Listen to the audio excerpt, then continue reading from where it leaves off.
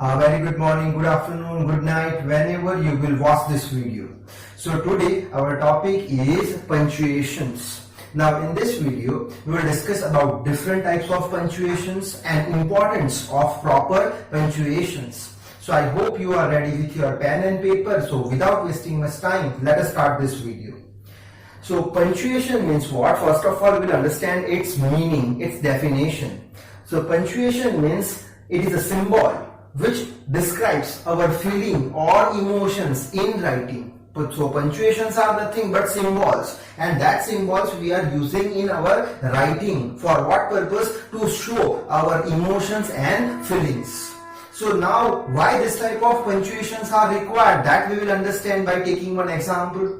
As for example, when we speak, at that time we can express our emotions and feelings by changing the tone of our voice. But when you will write, then how you will show your emotions? Because in writing you cannot change the tone of your voice. As for example, if I will say like that, wow, what a nice picture it is. So over here I have changed the tone of my voice. That means I am showing my feeling that I am very much excited about this picture. But same thing if you want to write in sentence, so you will write wow, what a nice picture. Then no emotions are there. So to give the emotions in your writing, punctuations are required. So I hope meaning of punctuation is clear to you. Now we'll discuss about the different types of punctuations. First type of the punctuation is full stop. That is your full stop. Another name is period. So first is full stop or period. Now that full stop is used at the end of the declarative sentence. Now declarative sentence means what? Simple sentences are known as declarative sentence. And imperative sentences. Now imperative sentence means what? That such a sentence in which order is given or request is there. So such type of sentence is known as imperative sentence. So punctuations, that full stop or period is used always at the last of these two sentences, and as full stop is used at the last of the sentence, that is why it is known as and terminal. So over here few examples I have written on the board. That the first one is I like to help, then full stop, then you have to leave one space, then after that whatever word will come, that word having first letter must be in uppercase. Uppercase means what? Capital letter.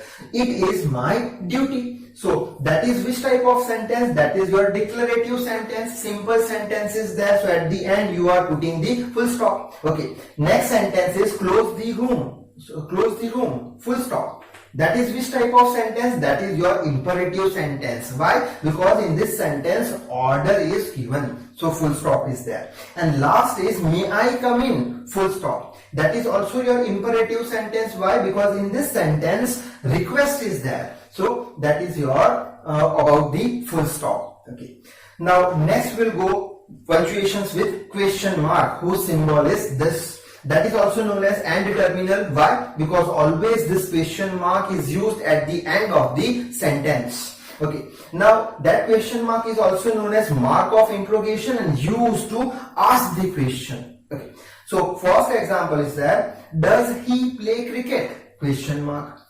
Next is where are you living? Again question mark. So that means these question marks are used at the end of the sentence in which you want to ask something. Okay. Also one thing is that question mark is used in those sentences which starts with first helping verb and WH family. WH family means what? Who, why, where, what, etc. So over here you will check. That is your helping verb. So when sentence will start with the helping verb, at that time question mark is located. That is where means what? WH family. So when sentence will start with the WH family, at that time question mark is located. Okay. Over here I have written two sentences. You are reading. You are reading. So over here full stop is there. So when you will write, at that time you will not express your feeling. But if you want to express your feeling, so you can say you are reading.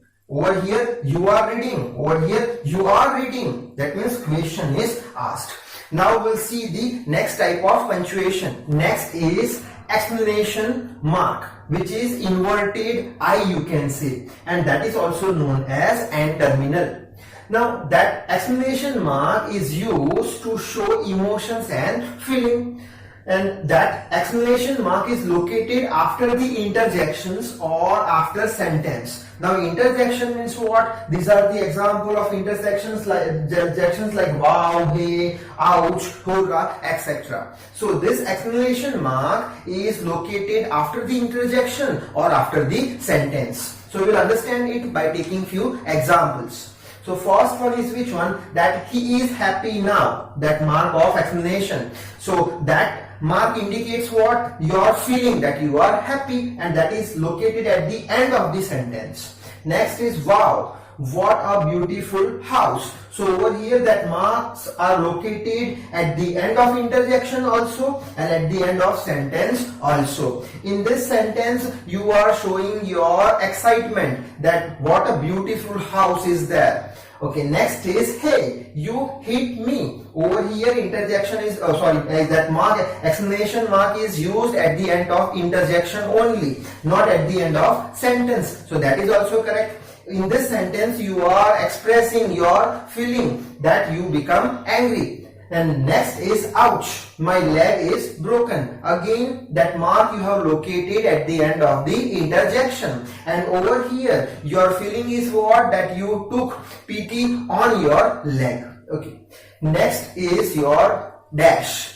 Dash symbol is this. Now that dash is used to show the range. Now range is like 80, 90 to 90, 86, then 70 to 17 to 25, etc. So that dash is used to show the range. Okay. Next is hyphen. That hyphen is shorter than dash. Length of the dash is that much. Hyphen is shorter in with dash. Okay. And that is used to join two or more words in a compound term. Supposing if you have more than one word, at that time that word you will combine by using that hyphen. So over here some example I have written, that sugar free, eco-friendly, brother-in-law. Over here I have missed to write our brother-in-law, and last one is father-in-law. So this is all about hyphen. Now we'll see the next punctuations. Now we will understand the another punctuation, which is comma. That is very important to understand, and is represented by this symbol. Now this punctuation comma indicates what? Small pause. Okay. Now where you should use comma and where not, to understand this certain rules are there that you have to understand. So one by one we will understand the rules for comma. First rule is what? That used to separate the items in a list. Where you should use comma? When you want to separate the items in a list. At that time you should use comma. How? Example is that Ram bought apples, milk, bat and ball. So over here when you will locate the comma, after that whatever thing you will write, you have to leave some space. Again you have to leave some space after writing comma, and after writing comma whatever space you will leave, and then whatever letter will come, that will be always in lower case. Lower case means in small letter. But after comma if you want to write a name, then it must be in uppercase, that is in capital letter. Okay. So that is the first rule, that when you want to separate the items, so comma is used. Also remember one thing, that generally over here some people are not using that comma and some are using this comma, because you are writing and before and comma should not be present. But if you will write comma before and, then grammatically it is correct. And that comma is known as Oxford's comma. Why? Because before and we are writing the comma. So if you want to write the comma or not, as you wish, both things are correct. But grammatically before and comma should be there. Okay. Now next rule for comma is that used to separate the actions. How? That sentence I have written over here, that why don't you read? Read is one action. Comma, space, small letter, give the exam. Again give the exam is one action. Comma, leave the space, and get good marks. Get means one type of action. So whenever you want to separate the actions, at that time also comma is used. Okay, rule number 3. Used to separate sentence adverb. Now sentence adverb means what? Such type of word which will give the extra information about the verb, that is known as adverb. So with example we will understand that unfortunately, that is what? Adverb. It is adding some meaning to that verb. Unfortunately, that is adverb, comma. So used to separate the sentence adverb. So over here, unfortunately, that means you have separated the adverb from the sentence. Rahul failed in the exam. Okay, next is hopefully, comma. Hopefully is what? Hopefully is nothing but your adverb. So by putting comma, you are separating the adverb from the sentence that hopefully we will win the game. And next rule number 4 for comma is what? That it is used before conjunction. Conjunctions are which one? But, still, because, etc. So before the conjunction, you should write comma. How? That we will understand by the examples. First one is, I waited for the train, but train was late. So that is what? That is your conjunction. And before conjunction, you are writing the comma. Acha. One more thing I want to say, that I waited for the train. I waited for the train means what? That I waited for the train, and the picture is clear to you, or you can say complete thought is given. I waited for the train. So that is which one? That is your independent clause. And then, but train was late. Train was late means what? That complete meaning is not given. So that is your dependent clause. So when first is independent clause, then you want to connect it with dependent clause, then comma is used.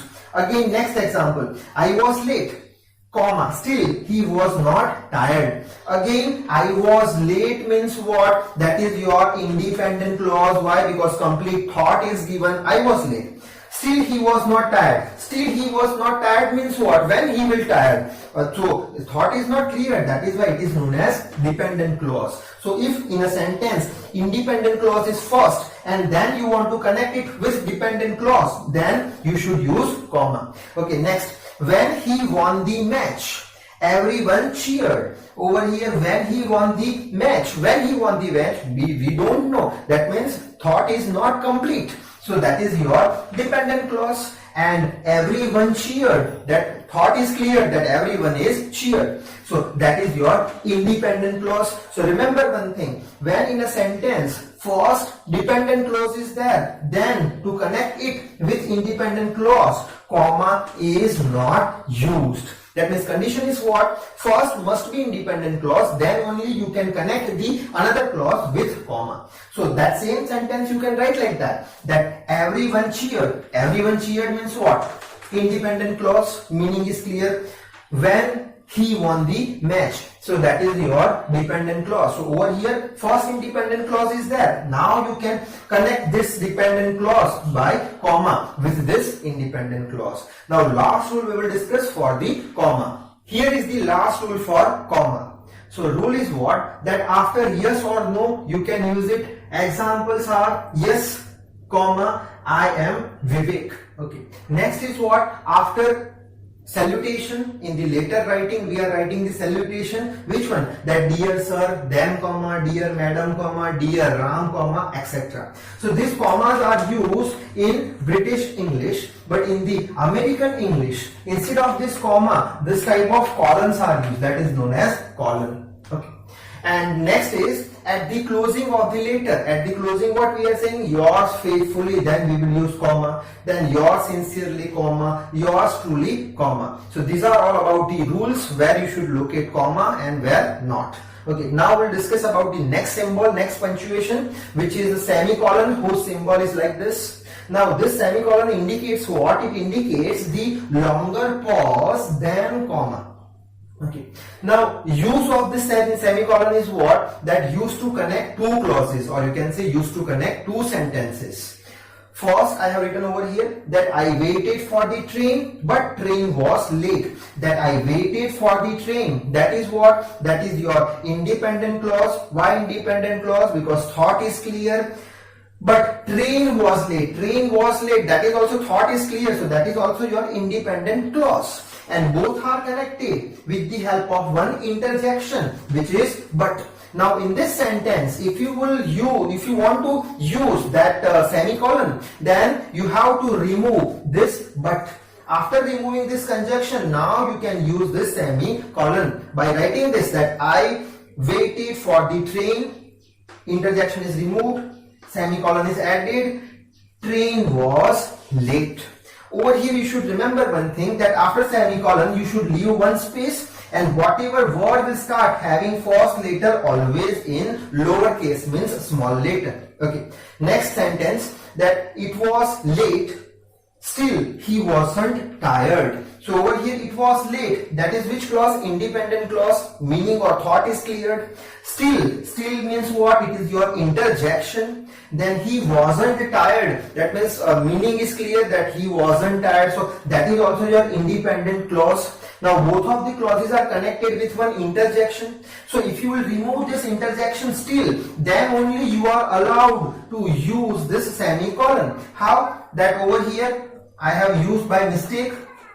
So over here it was late, semicolon, he wasn't tired. So over here only one space you have to leave, and next word will start with a small letter. So this is all about the semicolon. Now we'll see the next symbol. Next is colon, which is represented by this symbol, and it is used in speech. Which speech? Direct speech and indirect speech. As for example, Ram, semicolon, what are you doing?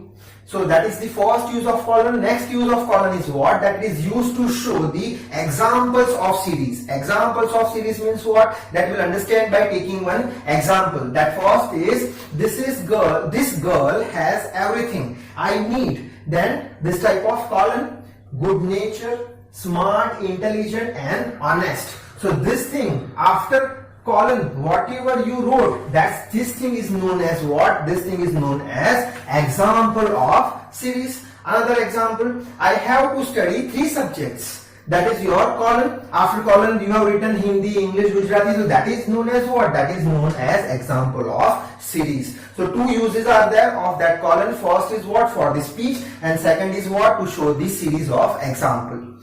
Now next is apostrophe. Apostrophe, whose symbol is this. That is used for what purpose? Used as mark of contraction. It has also 2 uses. First is mark of contraction. Contraction means what? That certain word is there, that word you have reduced, you have contracted. That means reduction in word. That is known as mark of contraction. That we'll understand by taking some examples. First one is I am a singer. So that I am is contracted by putting this apostrophe, that I am a singer. Then next, he is smiling. He is, both things are contracted by using this apostrophe. How? He is smiling. Okay. Similarly, the contraction of cannot is what? Can't. The contraction of should not is what? Shouldn't. So first use of that apostrophe is what? For the contraction. Okay. Next use is used as a mark of possession or ownership. How? That we'll understand. Ownership. That is Lakshmi's car. That means owner of car is what? Lakshmi. So that is your ownership. Okay, next is today is my brother's birthday. Brother's birthday. Brother, ownership of yours. That means today is my brother's birthday. I am the brother of him. So ownership. So second use is clear, that it is used as mark of possession. Okay. Next is, where is boys' hostel? That is incorrect. Where is boys' hostel? That is incorrect. Why? So remember one thing. Whenever noun is in plural form, at that time you should not use apostrophe s. Simply you have to write apostrophe. That is what? Apostrophe. That is your apostrophe. S. You should not use apostrophe s, but you should write only apostrophe. This mark. When you will do so, when noun is plural, at that time you can write like this. Okay. Now another important thing is that when you will write its. So its is what? Apostrophe. Its is a contracted word of what it is. And when you will write its without apostrophe, then it indicates the possession, ownership. How? That it is, that you know very well. Over here I will write it is. That contraction is its apostrophe. Then it's that shows the possession. Possession means what? Over here I have written the example. That dog is moving its tail. That means that the ownership of the dog. So that is the difference between its and it. We will see the next punctuation. Now we'll discuss about the last two punctuations, which are inverted commas and brackets. So first we'll start with the inverted commas. So inverted comma is represented by this symbol or that symbol, or simply you can do this type of two upper lines. Now inverted commas are used for the quotes. Like over here, two quotes I have written into the inverted comma, that books are our best friend. Next inverted comma quotes, time and tide wait for none. So for the quotes, inverted commas are used, and another use is also that it is used for the direct speech. Direct speech means what? Whatever person is saying something as it is, whatever sentence is there, that is written in the inverted comma. So over here, Ram said into the inverted comma, I am very happy.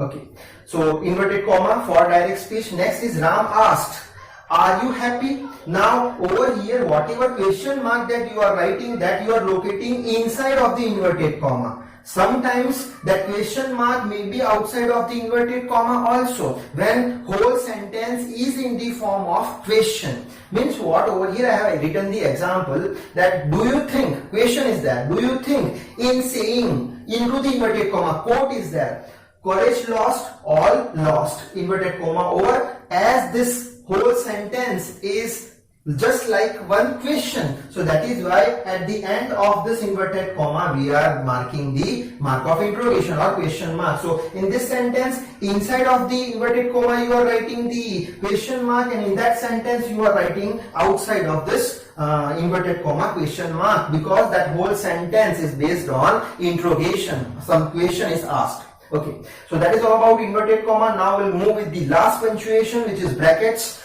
So first bracket is there, whose symbol is this, which is known as round bracket. That is also known as parenthesis, the name of this round bracket. Then it is used to give the additional information. Means what? That over here one sentence I have written that Ram studied into the round bracket all day. Additional information for the Ram, all day for English exam. Now next bracket is known as square bracket, and that square bracket is used to add the word to make sentence meaningful. That means in a sentence, supposing certain words are missing, so meaningless, little bit meaningless sentence is there. So to make it meaningful, missing words are added into the square bracket. As for example, over here I have written that I went and had a good time. So over here it is not that much meaningful, that I went, where you went and had a good time. So into the square bracket we are writing I went into this square bracket to school, meaningful sentence now, and had a good time. So this is all about the punctuations. I hope you are able to understand each and every punctuations properly. Now I would like to end this video. Once again we will meet in a new video with a new topic. So till then, read hard, work hard. Thank you very much.